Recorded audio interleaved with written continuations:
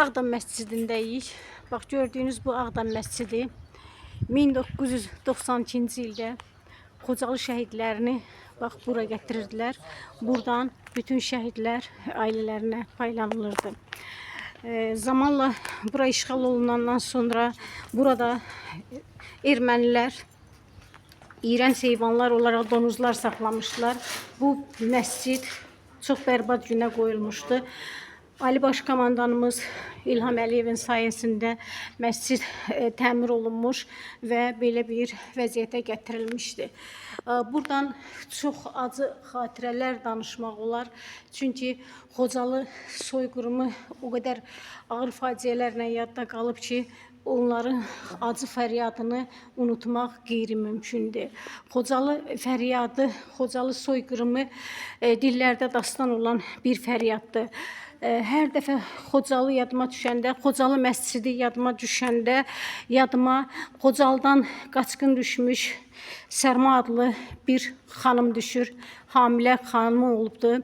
Hər gün həyat yoldaşını axtarmaq üçün bu məscidə gəlirmiş və bu məsciddə həyat yoldaşını ağlaya-ağlaya axtarırmış. Və bir gün məscidin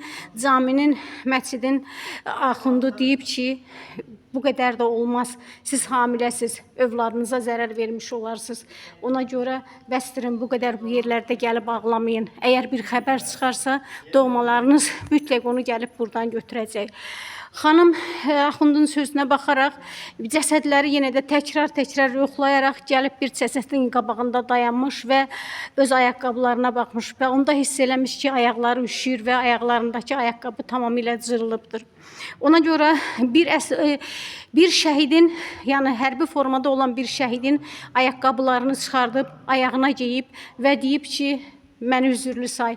Çünki axund demişkən, mən övladıma sahib çıxmalıyam. Mən hamilə olduğum bu övladımın sağ dünyaya gəlməsi üçün ayağımı soyuqdan qorumalıyam. Həmin gün qadın Sərma xanım bir şəhidin ayaqqabısını geyib o camidən çıxmışdı və evinə gəlmişdi. Evində həsrətlə həyat yoldaşından bir xəbər gözləyərkən oturduğu yerdə onu yuxu aparmış və yuxusuna həyat yoldaşı gəlmiş və həyat yoldaşı ona demişdi: sən heç darıxma, sən heç ağlama, sən övladımızı qoru. O isə utana-utana yuxuda ərinə belə demişdi: mən bir şəhid ayaqqabısı geyindim. O isə ona belə cavab vermişdi: həmin şəhid səndən çox razıdır.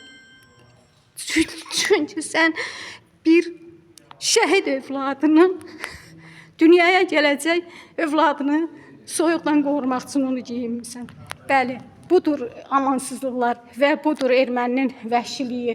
Ətrafda bir dənə olsun sağ bina, salamat bina yoxdur. Erməni vəhşiləri bütün bu binaları yerlə yeksan edibdir.